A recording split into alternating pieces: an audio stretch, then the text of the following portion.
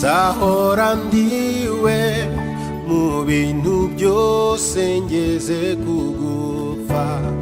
Genda umukristo mpora mbihamya, nawe igihugu cyose cyanseka. Genda umukristo wo mu mutima, kuko ubu usigaye nkunda Kristo. Icyatumye apfa yazize jyewe, nabuzwa n'iki kujya mukunda. Genda umukristo umva ubwo buntu, narakijijwe nkurwa mu byaha. Genda umukristo naho ndaterwa n'ibyago nkaba no ku rugamba. Genda umukristo ndi umutabazi, mu ntambara ndasana n'ibyaha. Mfite umugaba n'umwami Yesu, nituba hamwe nzahora nesha.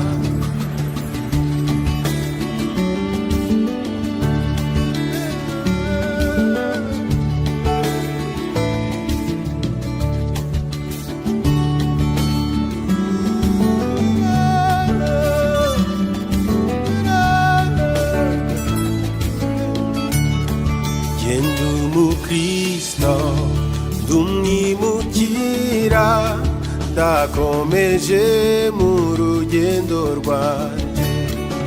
Iby'ino mw'isi ndabihinyuye, sigaye nifuza ibyo mw'ijuru. Genda umukristo gakondo yacu iri mw'ijuru ku Mana yacu.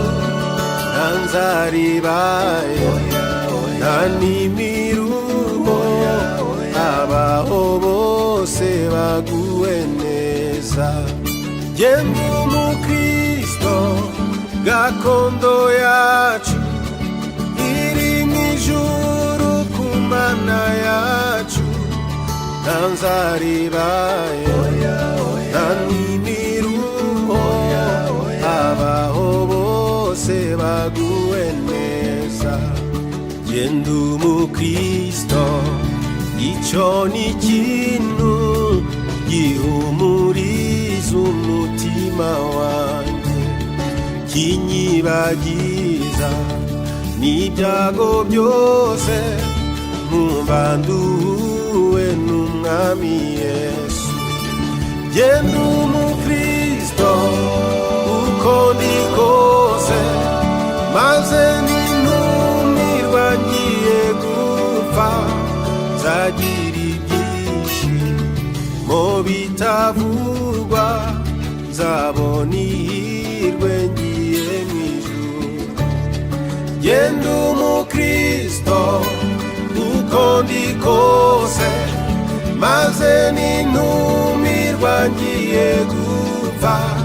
Nzagira ibyishimo bitavugwa, nzabona ihirwe ngiye mw'ijuru. Nzagira ibyishimo bitavugwa, nzabona ihirwe ngiye mw'ijuru. Nzagira ibyishimo bitavugwa, nzabona ihirwe ngiye mw'ijuru. Nzagira ibyishimo